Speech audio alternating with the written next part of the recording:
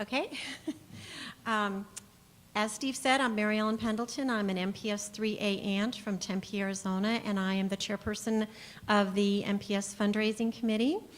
And we have some very great presentations today, but I'd just like to give you, first of all, some facts and figures about what the fundraising has done in 2012 to date.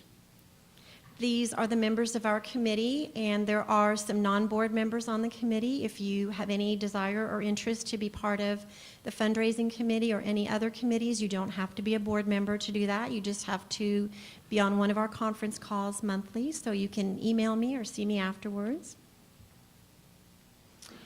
And our theme most every time is that every dollar brings us closer to a cure, and I think this is a really important piece of information for everyone, because we do appreciate the very small fundraisers as well as the very large fundraisers.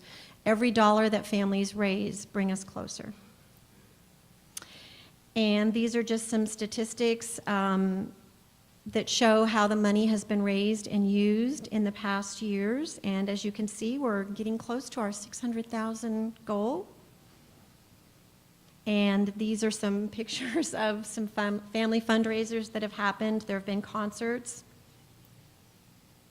as well as golf tournaments, auctions, Halloween-themed parties, charity dinners. I have written thank you notes for events that I never thought I would ever have heard of, but there are some really creative and fun events: hot dog stands, marathons, school rallies.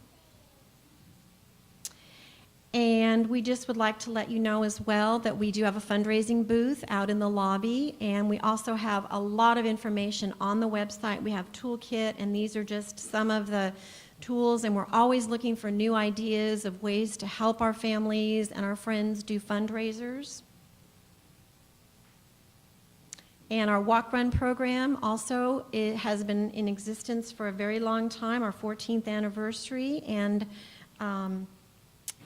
just some other ways here that fundraising dollars are raised with during the year.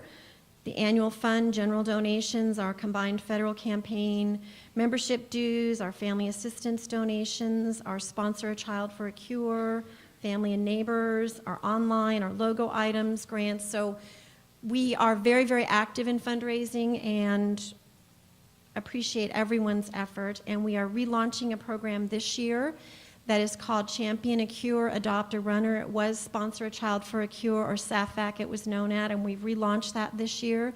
We have 3 events that you can sign up. It's a very easy way to do a fundraiser. If you don't want to get involved in a, doing a large thing, you just sign up and make a donation. Our planned giving program we launched a few years ago, and that's going very well also. We have brochures and programs, information, everything at the booth for this. Our Courage page is another easy way. You can set up a Courage page with your child, and you can direct your family and friends to make donations for a birthday, for Valentine's Day, and it's another very easy way to do a fundraiser. And I would like to at this time introduce our development director, Terry Klein. She's going to give us a little more information and about our speakers as well. And I will have to say that Terry has just been a fundraising champion. She keeps me on track and is always coming up with great new ideas for us to look at, to try, and I really appreciate her hard work and effort. Turn it off. That goes forward.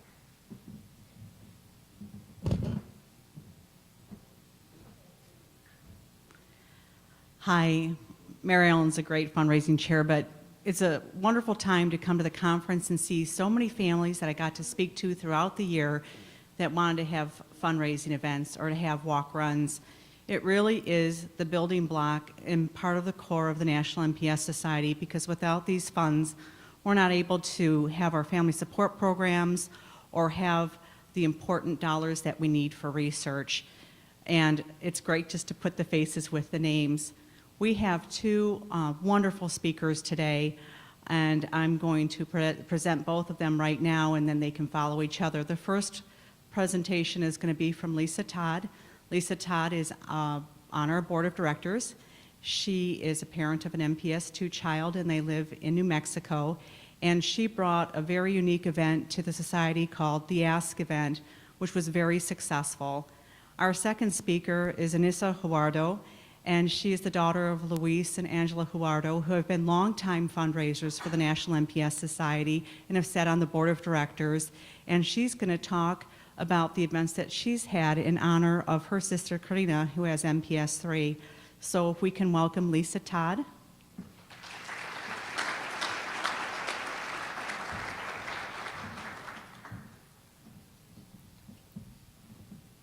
got it? Okay.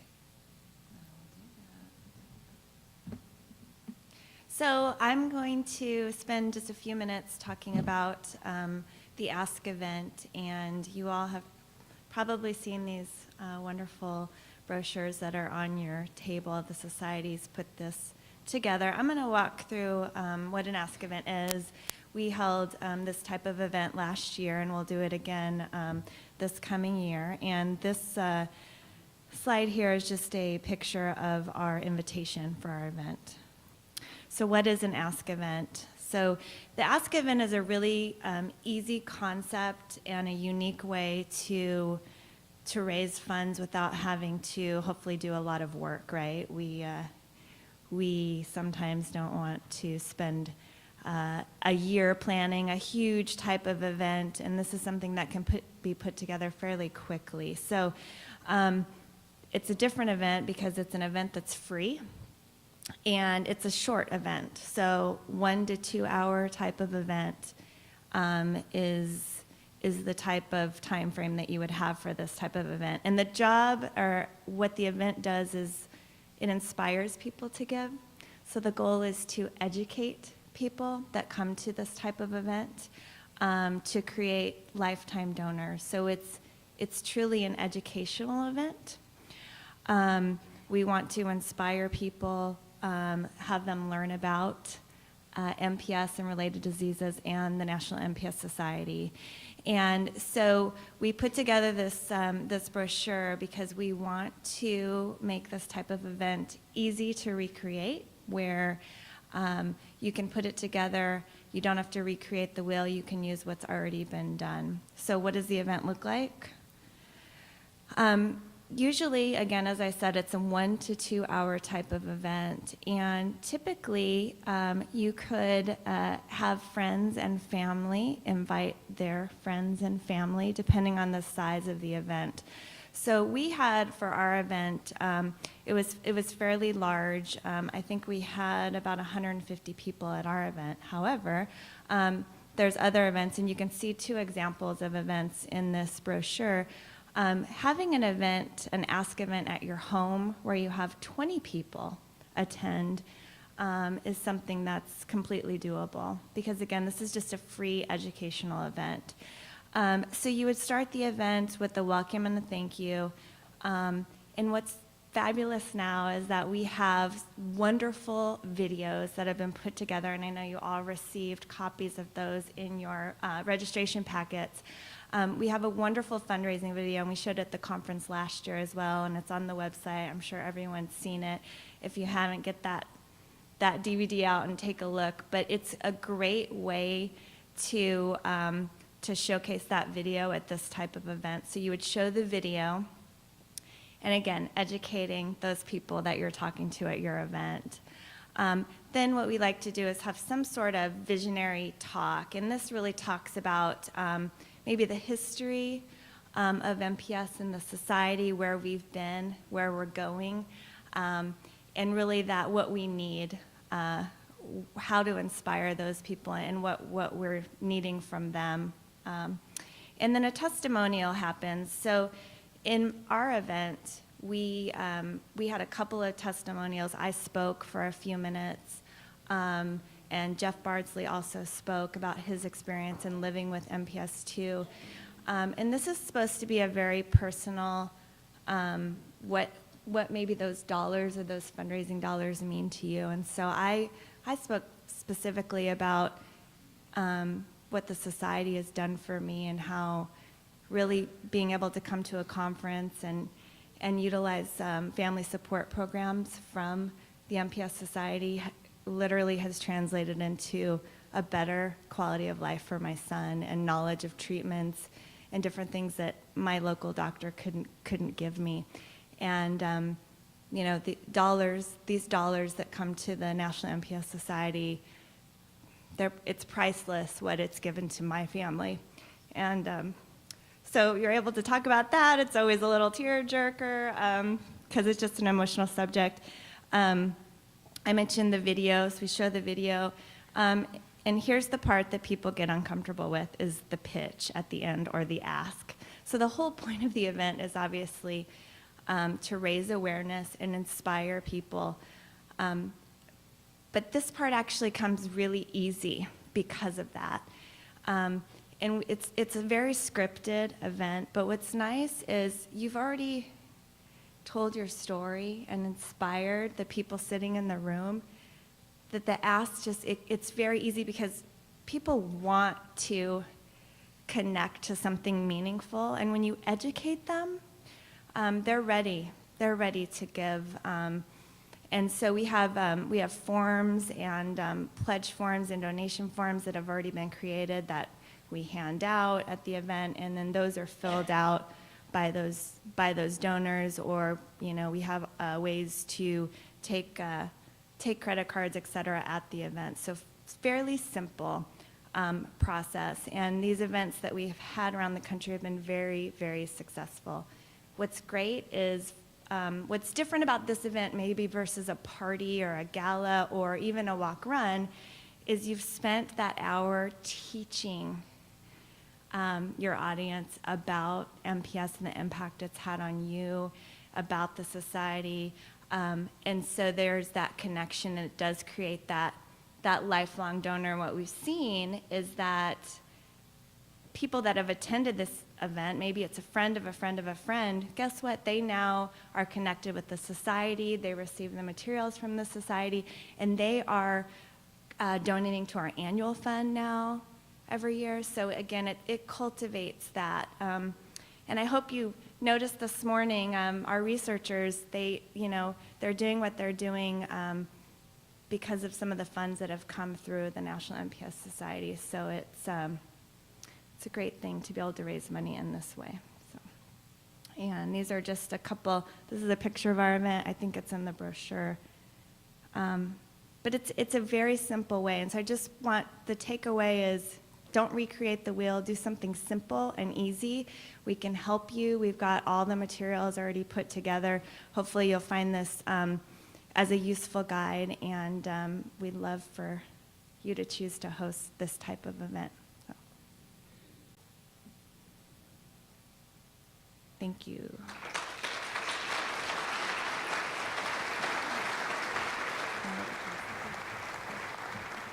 Sorry guys, if I start stuttering, I'm kind of nervous. Hi, my name is Anissa Wajardo. My sister is Karina Wajardo. She's 21 and she has MPS 3. My parents are Angela and Luis Wajardo. My mom's on the board or staff. Where do I press this? Okay. Sorry guys. I started out I wanted to fundraise this past year just because I had always looked at my sister and thought I was like helpless when it came to the whole disease, and I looked at her and I felt helpless, like I couldn't help her. I couldn't help her suffering. I couldn't do anything about it. But I had always seen my parents start to fundraise, and we had always done walks or some way to fundraise. And I figured it was my time to start to do something. So I came up with a couple fundraisers. I came up with a t-shirt fundraiser for MPS Day, and I also came up with a walk run the same year.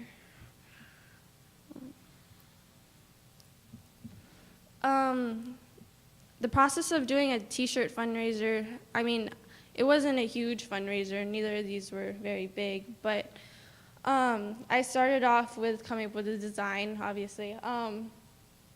Someone had mentioned the name, like team, whatever, team so-and-so.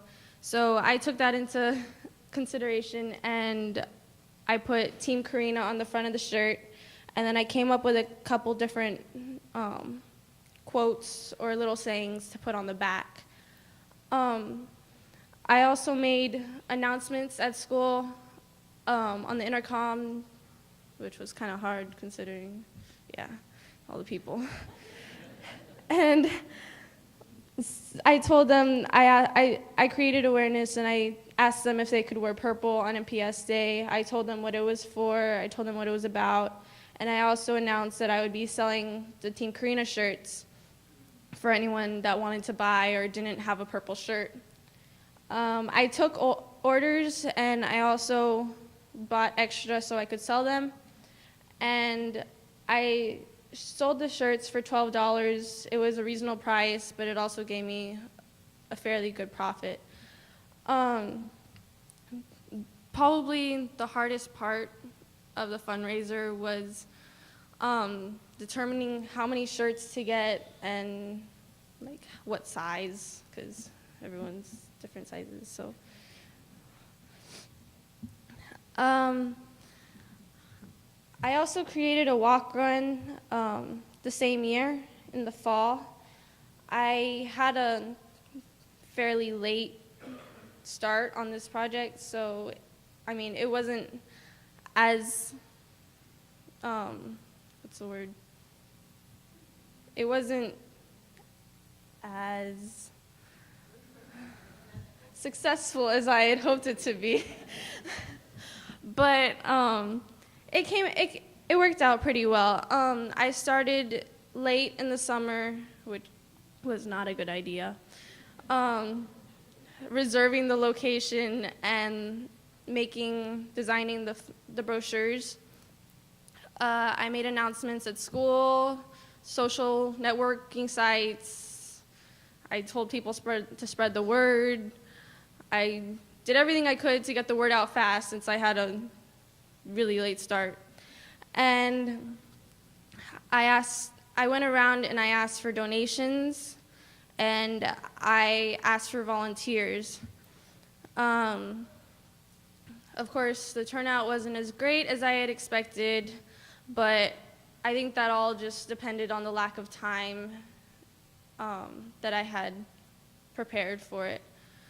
The hardest part about organizing the walk run is just getting started.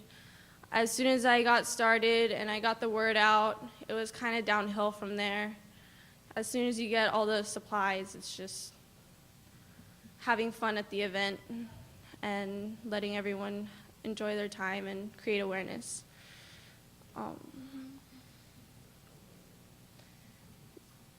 The results were the t-shirt sale raised a little over $200. I created awareness throughout my school and organizations that I'm involved in. It was great to see how many people ended up wearing purple and how many people I was sold out of the shirts. So it was a great thing. I should have ordered more, but it's a learning experience. And I mean, it's nice to look around and nice to still see people wearing the shirts that they bought and knowing what they represent. And the walk run raised a little over $4,000 with donations and registrations.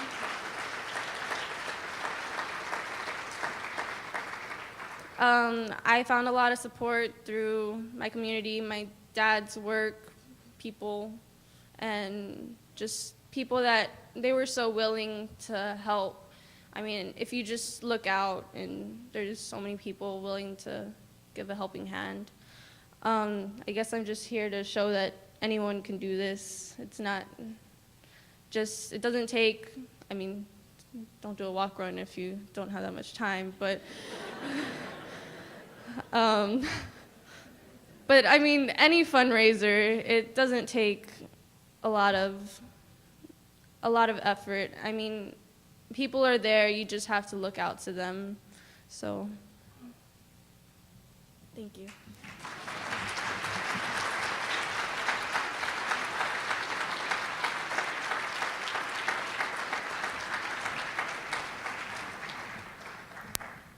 Thank you. It's really inspiring to see our young philanthropists out there educating kids in their school too about important causes in their lives. But I wanted to step back and just share one piece of information about the Ask event that Lisa presented.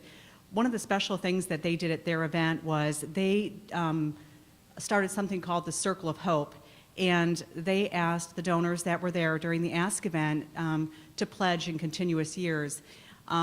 Lisa's first Ask event brought in $50,000, and some of those donors are pledging over a period of 3 years. And so that's just a wonderful part of the Ask event too that I wanted to share with you. So be sure you take those brochures with you off the table. And I'm going to turn it back to Mary Ellen.